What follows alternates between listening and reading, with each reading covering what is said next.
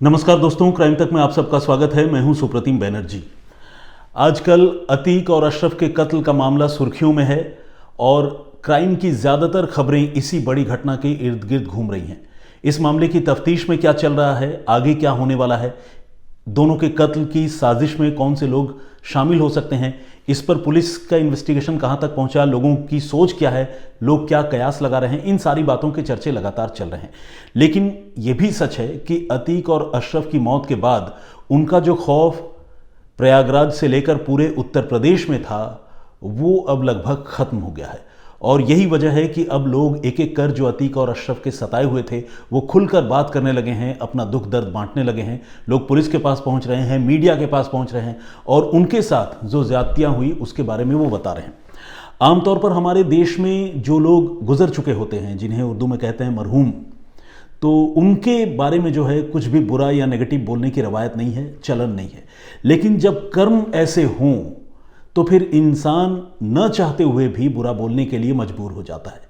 अतीक और अशरफ के सताए हुए लोग प्रयागराज में सैकड़ों की तादाद में हैं जिनके साथ बहुत ज्यादती हुई है और ये लोग अब खुलकर इन दोनों के बारे में बात कर रहे हैं, क्योंकि अब उन्हें लगता है कि अब शायद उनकी आवाज़ को दबाया नहीं जा सकेगा। आज मैं अपने इस पेशकश में अतीक और अशरफ के ज्यादती, उनके गुंडा राज, उनके जुर्म के काले साम्राज्य के बारे में आपको कुछ ऐसी कहानियां, ऐसे वाकये या केस स्टडीज़ के बारे में बताऊंगा जिन्हें सुनकर आप भी हैरत में पड़ जाएंगे कि ऐसी चीज़ें तो हम फिल्मों में देखा करते थे, क्या हकीकत की दुनिया में भी ऐसा हो सकता है।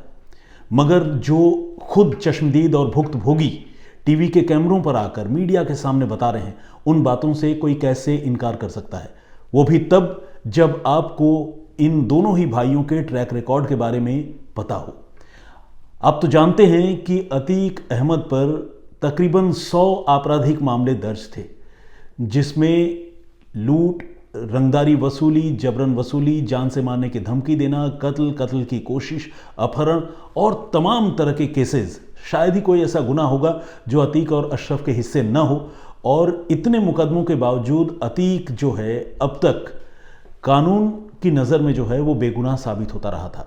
100 में से तकरीबन 50 मामले ऐसे चले गए जिन मामलों में फरियादी किसी तरह से पुलिस के पास पहुंचे तो ज़रूर, शिकायत तो दर्ज कराई ज़रूर, लेकिन अदालत में सबूत नहीं होने की वजह से, गवाह नहीं होने की वजह से अतीक अहमद बेदाग बच निकला।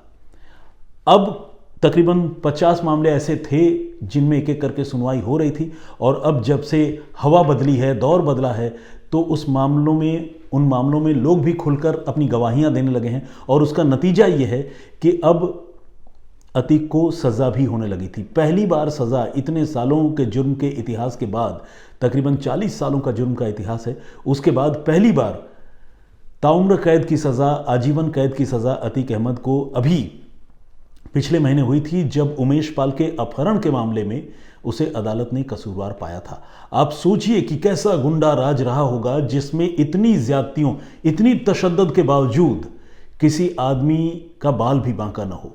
और ऐसे लोग, जाहिर सी बात है, बगैर पॉलिटिकल संरक्षण के, बगैर सियासी प्रोटेक्शन के ऐसे लोग इतना फल फूल नहीं सकते। कौन है वो लोग जिन्होंने पॉलिटिकली ऐसे लोगों को अपने पुश्तो पनाही में रखा? उनका नाम लेने की ज़रूरत नहीं है, हम क्राइम तक के फोरम पर हैं, कोई भी पॉलिटिकल बात नहीं करना चाहते, लेकिन इतना ज़रूर है जो लोग हैं उनके बारे में आप सब जानते हैं। चलिए अब कुछ केस स्टडीज़ आपको बताते हैं। 2007 की एक घटना है, प्रयागराज की एक लोकेलिटी है जिसका नाम है करेली, और इस लोकेलिटी में तकरीबन 95% लोग मुस्लिम समुदाय से ताल्लुक़ रखते हैं, यानी उनकी बड़ी घनी आबादी इस जगह पर है। और जहाँ इतनी बड़ी मुस्लिम आबादी हो वहाँ पर आप समझ सकते हैं कि मुस्लिमों की दीनी तालीम के लिए जो स्कूल होते हैं, जिन्हें हम मदरसे के नाम से जानते हैं, वो मदरसे भी यहाँ पर कई हैं। 2007 में एक मदरसे में आधी रात को दस्तक दी जाती है। मदरसे का जो भी मौलवी होता है वो दरवाज़ा खोलता है और इस मदरसे में आपको मैं बताऊं कि ऐसी लड़कियां भी रहती हैं जो अपने माता पिता से दूर मदरसे में रहकर, मदरसे के अहाते में जो हॉस्टल है उसमें रहकर पढ़ाई लिखाई करती हैं। तो मौलवी साहब दरवाज़ा खोलते हैं और दनदनाते हुए तकरीबन दर्जन भर लोग इस मदरसे के अंदर दाखिल हो जाते हैं और मदरसे के हॉस्टल से चुनकर, जैसे आप अपना कोई शिकार तलाशते हैं, वो 2 नाबालिग लड़कियों को उठा कर ले जाते हैं। इसके बाद उन लड़कियों के साथ रात भर नदी के किनारे बलात्कार होता है, ज्यादती होती है और सुबह होते होते तकरीबन मरनासन हालत में दोनों लड़कियों को उसी मदरसे की दहलीज पर वापस छोड़ दिया जाता है, या यूं कहें कि फेंक दिया जाता है। सारे लोग ये जानते हैं कि ये जो लोग आए थे वो लोग कोई और नहीं बल्कि अतीक और अशरफ के गुर्गे थे, जो उन्हीं के इशारे और उन्हीं के टुकड़ों पर पलने वाले लोग थे। लेकिन आपको जानकर हैरानी होगी कि इतनी बड़ी घटना हो जाने के बावजूद और मदरसे की तरफ से और पीड़ित लड़कियों और उनके घर वालों की तरफ से शिकायत दिए जाने के बावजूद पुलिस जो है आसानी से इस मामले में एफआईआर दर्ज नहीं करती है। ये वो दौर था जब बताते हैं कि ये पावर में थे अतीक और अशरफ, अतीक सांसद तो अशरफ विधायक, और इतने पावरफुल लोगों के चेले चपाटे या गुर्गे आप जो भी कह लें, वो इस तरह की घटनाओं को अंजाम देते हैं जिनका कायदे से जिनका फ़र्ज़ था लोगों की सुरक्षा को इंश्योर करना, हिफाजत को इंश्योर करना, वो लोग इस तरह के गुनाहों में शामिल होते हैं। और हद ये है कि सांसद और विधायक ऐसे लोगों को प्रोटेक्ट करते हैं और इनके खिलाफ कोई एफआईआर दर्ज नहीं होती। हालांकि बाद में बहुजन समाज पार्टी और ख़ासकर मायावती, ये भी देखिए सियासत का अजीब खेल है, उनके दबाव में जाकर एफआईआर तो दर्ज होती ज़रूर है, लेकिन विडंबना यह है कि जो लोग इस घटना को अंजाम देते हैं बताते हैं कि उनमें से किसी पर कोई कार्रवाई नहीं होती, बल्कि लीपापोती के लिए या दिखावे के लिए 5 ऐसे लोगों के खिलाफ एफआईआर लिखकर उन्हें पकड़ लिया जाता है जिनका इस केस से दूर दूर तक कोई वास्ता नहीं है। और ये बात कोई और नहीं बल्कि उसी करेली के रहने वाले लोग, उसी करेली और उस घटना को देखने वाले चश्मदीद अब खुलेआम इसके बारे में जिक्र कर रहे हैं और बता रहे हैं। ये तो एक घटना है। इसके अलावा एक और घटना है जिसके किरदारों के नाम का तो मैं जिक्र नहीं कर सकता। उसकी वजह है कि इस मामले में भी एक छोटी सी बच्ची के साथ न सिर्फ रेप बल्कि बलात्कार की घटना को अंजाम दिया जाता है। होता यह है कि प्रयागराज में एक शख्स के घर पर अतीक अहमद के 2 गुर्गे गुड्डू और तबरेज़ की काली नज़र होती है। ये चाहते हैं कि वो घर अपने नाम कर ले और घर में रहने वाला जो भी परिवार है उसे बेदखल कर दे, भगा दे। जब उनका सिक्का चलता था तो उन्होंने इस घर को अपने नाम करने के लिए घर के मालिक से कहा, उसे हुक्म सुनाया और अतीक भाईजान का नाम लिया और कहा कि फ़ौरन खाली करके भाग जाओ। अब जाहिर है किसी की मेहनत की कमाई, गाढ़ी कमाई या पुश्तैनी मकान कोई छोड़कर कैसे जा सकता है, तो उसने इस चीज़ का विरोध किया। नतीजा ये हुआ कि उसकी 6 साल की बच्ची को इन गुर्गों ने अगवा कर लिया, और न सिर्फ अगवा कर लिया बल्कि उनके साथ रेप किया और रेप करने के बाद उसकी हत्या तक कर दी। इस मामले में रिपोर्ट दर्ज न हो, मामला दबा रह जाए, कुछ इसी इरादे से अतीक और अशरफ के इन गुर्गों ने बाद में उस पीड़ित लड़की के पिता को, जो पूरा परिवार ही पीड़ित था अब तो, उस पिता को अगवा किया और अगवा करने के बाद उसे इतना पीटा कि उसके हाथों की उंगलियां तोड़ दी, और फिर उसी हालत में सुलहनामे पर दस्तखत करवाए। और विडंबना देखिए कि एक बाप जिसके 6 साल की बच्ची का रेप हो गया, जिसके 6 साल की बच्ची की हत्या हो गई, वो इंसाफ मांगना तो दूर की बात, अपनी जान बचाने के लिए गुनहगारों को क्लीन चिट देने के लिए मजबूर हो गया और उसने सुलहनामे पर दस्तखत की। ये एक केस स्टडी है। इन केस स्टडीज़ को सुनकर आप समझ सकते हैं कि ये कैसे लोग थे जिनके बारे में किसी एक ज़माने में पूरे इलाहाबाद में, पूरे प्रयागराज में किसी की हिम्मत नहीं होती थी कि वो मुंह खोलकर कुछ बोले और शिकायत करे। आपने वो वाकया या वो एपिसोड तो सुना ही होगा जिसमें 10 जजों ने इलाहाबाद हाई कोर्ट के अतीक अहमद के ज़मानत के एक मामूली से मामले को सुनने से मना कर दिया था, क्योंकि उन्हें डर था कि अगर उन्होंने कहीं ज़मानत खारिज कर दी तो अतीक उनकी जान का दुश्मन न बन जाए। आप समझिए कि कानून को किस तरह से ऐसे लोग अब तक जेब में रखते आए थे। खैर, अब आइए थोड़ा और आगे बढ़ते हैं। अतीक पर इल्ज़ाम ये है कि अतीक ने गैरों को तो छोड़िए, अपनों को भी नहीं छोड़ा। अतीक के सगे साढ़ू के भाई ज़ीशान से अतीक और उसके कुनबे ने 5 करोड़ रुपए की वसूली की कोशिश की और ज़ीशान को अगवा कर बुरी तरह से मारा पीटा और उसके हाथ भी तोड़ दिए गए और भी चोटें उसको आई, हाथ पैर तोड़े गए बताते हैं, गोली चली और फाइनली इस ज़ीशान को अगवा करने के बाद साबरमती जेल ले जाया गया जहां पर अतीक बंद था।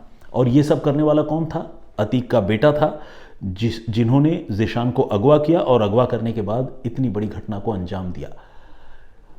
ज़ीशान किसी तरह उनके चंगुल से छूटा और छूटने के बाद उसने अतीक और उसके बेटों के खिलाफ एफआईआर दर्ज करवाई। एक वो दिन था और एक आज का दिन। आज भी ज़ीशान जो है वो इनसे बचता फिरता है, मारा मारा फिरता है। लेकिन अब अतीक और अशरफ के जाने के बाद, असद के इनकाउंटर के बाद, उसके उम्मीद की लौ जो है वो एक बार फिर से जो बुझ रही थी वो टिमटिमाने लगी है। उसे उम्मीद हो चला है कि अब शायद इस मामले में उसे इंसाफ मिलेगा। इसी तरह से एक बिल्डर है मोहित जायसवाल। उस मोहित जायसवाल को अतीक और उसके गुर्गों ने, अतीक तो खैर जेल में बंद था, देवरिया जेल में उन दिनों में बंद था, अतीक के गुर्गों ने अगवा कर लिया था और करोड़ों रुपए मांगे थे। जब जायसवाल रुपए देने से मना कर रहा था तो इन्होंने जायसवाल को न सिर्फ प्रयागराज से अगवा किया बल्कि अगवा करने के बाद सीधे मारते पीटते हुए लेकर गए देवरिया। और देवरिया ले जाकर उत्तर प्रदेश के देवरिया जेल में जब अतीक बंद था तो उसके सामने पेश कर दिया जेल के अंदर। आप सोचिए, मतलब जेल के अंदर से कोई मोबाइल फ़ोन पर बात करता है तो हम उस बात पर बड़े हैरान होते हैं कि यार ऐसा कैसे हो गया, जेल से कैसे कैदी मोबाइल पर बात कर सकते हैं, कानून का उल्लंघन है, जैमर लगे होते हैं। लेकिन यहाँ तो जेल के अंदर दरबार लग रहा है और जुर्म के दरबार में लोग पेश किए जा रहे हैं। और वहाँ पर मोहित जायसवाल के साथ वही सलूक हुआ जो दूसरे लोगों के साथ होता रहा है। बहुत बुरी तरह से उसे मारा पीटा गया और फिर बाहर आकर उसने किसी तरह से उनके चंगुल से छूटने के बाद एफआईआर दर्ज करवाई। आपको जानकर हैरानी होगी कि इस घटना के बाद उत्तर प्रदेश की सरकार ने यह तय किया था कि अतीक को बरेली जेल शिफ्ट कर दिया जाएगा, लेकिन बरेली जेल प्रशासन ने अतीक के खौफ के मारे उसे अपने पास रखने से मना कर दिया। उसके बाद कुछ दिनों के लिए नैनी यानी प्रयागराज जेल में ही अतीक को शिफ्ट किया गया और फिर सुप्रीम कोर्ट के आदेश पर अब से तकरीबन 4 साल पहले अतीक को सूबे से ही बाहर गुजरात के साबरमती जेल में भेज दिया गया था। हालांकि इसके बाद भी उसकी हरकतें, उसकी गतिविधियां बंद नहीं हुई और साबरमती जेल के अंदर हो या मुलाकातियों के कक्ष के पास हो, उसके बेटे लोगों को अगवा कर ले जाते रहे और ले जाने के साथ ही उनके साथ ज्यादती, मारपीट और वसूली का यह खौफनाक खेल चलता रहा। अब जो एक नई कहानी आई है उस कहानी में इन बाप बेटों का कच्चा चिट्ठा खुलकर सामने आया है। कुछ ऑडियो क्लिप भी सामने आए हैं और कुछ फोन के चैट सामने आए हैं जिसमें अतीक और उसके बेटे असद और उमर, ये सारे लोग मिलकर मोहम्मद मुस्लिम नाम के एक बिल्डर से 5 करोड़ रुपए की रंगदारी मांग रहे हैं और ये कह रहे हैं कि अगर ये पैसे उसने नहीं दिए तो उसकी खैरियत नहीं। एक ऑडियो क्लिप सामने आया है, बस कुछ सेकंड्स के लिए वो ऑडियो क्लिप भी मैं आपको सुनाता हूं, आप सुनिए और थोड़ा सा अंदाज़ा लगाने की कोशिश कीजिए कि कितना खौफ, कितना दहशत इन लोगों ने अपने जीते जी उस इलाके में फैला कर रखा था। हेलो। बोल गए थे। ये कह रहे थे कि भाई के पास हम जाते हैं जेल मुलाकात करने से, उमर भाई से मिलने जाते हैं जेल। तो उन्होंने ही हमसे कहा था आपसे बात करने को कुछ। अच्छा। वो 5 तारीख को आ रहे हैं पेशी पे। तो आप टाइम निकाल के वो उनसे मुलाकात के लिए आ जाते हैं।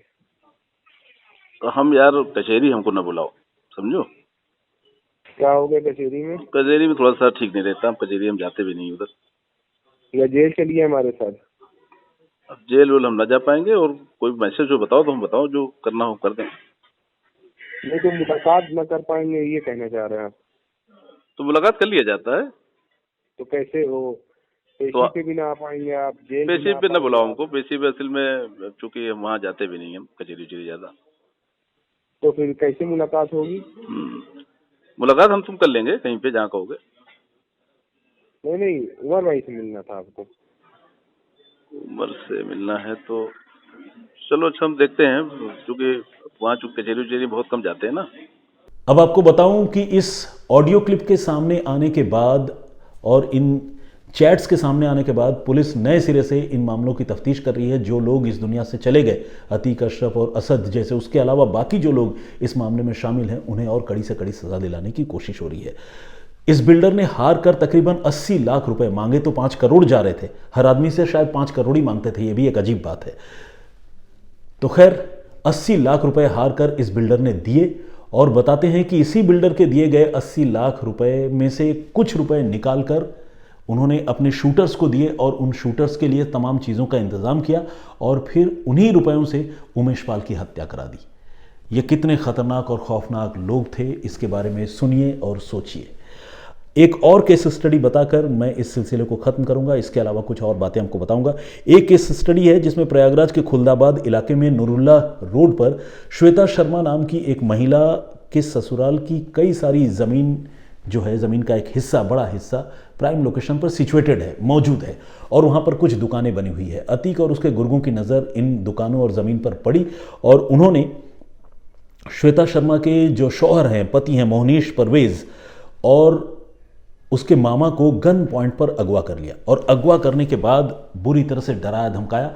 और ये जो करोड़ों रुपए की ज़मीन है, इस ज़मीन को महज चंद लाख रुपए में इन्होंने अपने कब्जे में कर लिया, अपने नाम लिखवा लिया। और लिखवा लेने के बाद आपको जानकर हैरानी होगी कि तकरीबन 2-2 लाख रुपए में एक एक दुकान, जिनकी कीमत करोड़ों में थी, लिखवाया। और उसके बाद इन लोगों ने 5-5 लाख रुपए के चेक जो है इनको दिए गए कि भाई, यानी कहने का मतलब ये कि दुनिया को ये दिखाने की कोशिश की गई कि प्रॉपर रुपए पैसे देकर ये ज़मीन और दुकानें जो है वो खरीदी गई हैं। लेकिन हकीकत में ये था कि तकरीबन 15 लाख रुपए जो है वो दिया गया और बाद में 13 लाख रुपए फिर से झटक लिए गए, यानी जेब में या श्वेता शर्मा और उसके परिवार के पास बचे तो सिर्फ 2 लाख रुपए। आप सोचिए, इसके बाद से लेकर श्वेता शर्मा और उसके ससुराल के तमाम लोग अतीक के खिलाफ मुकदमा लड़ रहे हैं। कई ऐसे मामले हैं जिसमें गोली चलाने, करंट लगाकर मार देने जैसी जघन्य घटनाएं अतीक और अशरफ के नाम पर सामने आई हैं, जिसकी जांच पहले भी होती रही थी, लेकिन जांच की रफ्तार सुस्त थी, गवाहों में हिम्मत नहीं थी, शासन प्रशासन लोगों को प्रोटेक्ट नहीं कर पा रहा था, जिसकी वजह से ऐसे लोगों का हौसला काफ़ी बढ़ गया था। लेकिन अब हालात बदले हैं, अतीक और अशरफ इस दुनिया से जा चुके हैं। अब विवाद इस बात पर है, अलग अलग लोगों की अलग अलग राय है कि जो लोग ऐसी हरकत करेंगे उनके साथ ऐसा ही होगा। देखिए, ये कमेंट या ये बात तो कर सकते हैं स्वतंत्र रूप से, लेकिन जैसा कि मैंने कल भी अपने इस प्रोग्राम में कहा था कि कानून इस बात की इजाज़त नहीं देता कि आंख के बदले आंख निकाल ली जाए। उसके लिए कुछ नियम कानून है, संविधान है, और उसके मुताबिक ही किसी भी चीज़ का फैसला होना चाहिए।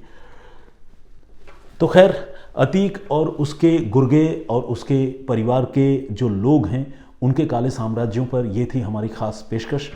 मुझे उम्मीद है कि ये सारी बातें सुनकर आप हैरान भी हुए होंगे और आपको थोड़ा सा अंदाज़ा ज़रूर मिला होगा कि ये कितने ख़तरनाक लोग थे जिनके आतंक से अब प्रयागराज मुक्त हो रहा है, होने लगा है, ऐसी उम्मीद हम कर सकते हैं। तो चलिए फिलहाल यहीं तक, लेकिन अपने इस पेशकश को ख़त्म करने से पहले कुछ एक और अहम बातें आपसे बताना चाहता हूँ।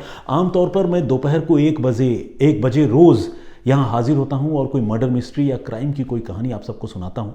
लेकिन जब से ये बड़ा क्राइम का इंसिडेंट हुआ है जिसमें अतीक और अशरफ की हत्या हुई है, उससे पहले असद और गुलाम का इनकाउंटर हुआ है, उसके बाद से जाहिर सी बात है सारी सरगर्मी जुर्म की दुनिया की इन्हीं घटनाओं के इर्द गिर्द है। तो मैं जो है इन्हीं घटनाओं से रिलेटेड स्टोरीज़ आप सबको सुना रहा हूँ, जो मेरे रिसर्च या मेरी एनालिसिस कहती है वो। और इस वजह से 1 बजे से पहले कई बार मेरा वीडियो जो है वो थोड़ा सा पहले अपलोड हो रहा है। तो आप लोगों से रिक्वेस्ट है कि please beer with me, time fluctuation को लेकर जो है थोड़ी दिक्कत और दुश्वारियाँ जो हो रही हैं, प्लीज़ उसमें मेरा साथ दीजिए। बहुत जल्द जब ये सारे एपिसोड्स का खात्मा हो जाएगा, चीज़ें फिर से नॉर्मलाइज हो जाएंगी, तो मैं दोपहर 1 बजे मर्डर मिस्ट्रीज़ के साथ आप सबसे मिला करूँगा। तो खैर आइए, कुछ कमेंट्स तो खैर नहीं, कमेंट्स बहुत सैकड़ों की तादाद में आ रहे हैं, लेकिन कुछ नाम मैं ज़रूर पढ़ना चाहूँगा। अखिलेश कुमार जी ने कमेंट किया, बहुत स्वागत आपका। ट्रेक्जी इंडिया के नाम से एक आईडी है, उन्होंने थोड़ा सा मुझ पर भी गुस्से का इजहार किया और साथ ही घटनाक्रम के ऊपर भी उन्होंने चर्चा की है। बहुत बहुत स्वागत है आपका। मोहम्मद नईम जी ने ये कहा है कि गुड्डू मुस्लिम आला दर्जे का अपराधी है, यूपी पुलिस अगर उसको पकड़ने में नाकाम रहती है तो ये मान लिया जाएगा कि गुड्डू मुस्लिम को राजनीतिक संरक्षण मिला हुआ है। देखिए, मैं उम्मीद करता हूँ, या बल्कि सारे लोग ही उम्मीद करते हैं कि आज नहीं तो कल गुड्डू मुस्लिम भी पकड़ा जाएगा। जब इतने खूंखार और खुर्राट लोग, जब खुद अतीक का फरार बेटा पकड़ा जा सकता है और एनकाउंटर हो सकता है, तो फिर गुड्डू मुस्लिम किस खेत की मूली है, वो भी पकड़ा जाएगा। देशभक्ति के नाम से काडी है। दुर्गा दास जी ने भी कमेंट किया है। सुरेंद्र शर्मा जी का कमेंट है। अजहर अली भरल सग्रेट, इन्होंने एक सरकास्टिक कमेंट किया है। इन्होंने लिखा है कि तीनों आरोपी जिन्होंने हत्या की अतीक और अशरफ की, वो भटके हुए बच्चे लग रहे हैं। प्लेबॉय के नाम से एक आईडी है और इन्होंने भी अपनी बात रखी है। ब्रिजेश कुमार मौर्य जी रेगुलर कमेंट करते हैं। इन्होंने ये लिखा है कि आपका स्टूडियो तालिबान का ऑफिस लग रहा है, AK-47 टाइम बम वगैरह बैकग्राउंड में।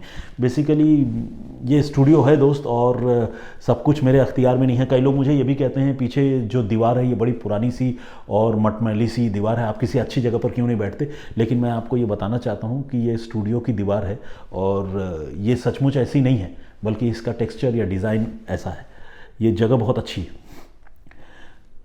मोहम्मद यूसुफ खान साहब ने भी कमेंट किया है, सिमरनजीत सिंह ने कमेंट किया है, दानिश खालिद ने अपनी राय दी है, ज़ियाउल हक साहब हैं, सईद अहमद और आयशा खान, मुकेश करदम, सुभाष मुंडू, अकील खान आज़मी ने भी अपनी बात रखी है। फैज़ाबाद जरदारी के नाम से एक आईडी है, उन्होंने भी अपनी बात रखी है। इस तरह से बहुत सारे लोगों ने अपनी बात रखी है। तो खैर अभी तो जैसा कि आप जानते हैं कि अतीक और अशरफ के मामलों की चर्चा हो रही है, तो बहुत सारे लोग, नए दर्शक भी हमारे साथ जुड़ रहे हैं। और जो लोग दोपहर 1 बजे की मेरी कहानी या मेरी पेशकश में के लिए वक्त नहीं निकाल पाते हैं, वो लोग भी फ़िलहाल मुझे सुन रहे हैं। तो मैं आप सारे जो नए लोग मुझे सुन रहे हैं, आप सबसे गुजारिश करना चाहूँगा कि प्लीज़ मेरे साथ यूँ ही बने रहें, और दोपहर 1 बजे मैं जिन मर्डर मिस्ट्रीज़ के साथ आप लोगों के सामने हाजिर होता हूँ, प्लीज़ उसे भी अपना सपोर्ट और प्यार दें। और मैं आपको एक बात बताना चाहता हूँ कि मेरे उस सिलसिले में मैं ये करता हूँ कोशिश कि आप लोग जो कमेंट करते हैं वो कमेंट भी पढूँ, आप लोगों की राय भी पढूँ और आप लोगों के नाम भी पढूँ, ताकि दोनों ओर से बातचीत करने का एक एहसास आपको भी हो। ऐसा न लगे कि मैं एक तरफा बोल रहा हूँ और आप सिर्फ सुन रहे हैं। तो आप भी अपनी बात रखें। और मैं इसीलिए ये भी रिक्वेस्ट करता हूँ कि आज भी इस कहानी की पेशकश के दौरान आप सब अगर अपनी बात कुछ रखना चाहते हैं इस पूरे मामले पर, पूरे वाक़े पर, तो प्लीज़ खुलकर कमेंट कीजिए। आपका स्वागत है और मुझे आपके कमेंट्स का इंतज़ार रहेगा। तो फिलहाल मुझे इजाज़त दीजिए। अपना बहुत ख्याल रखिए, सुरक्षित रहिए। जय हिंद, जय भारत।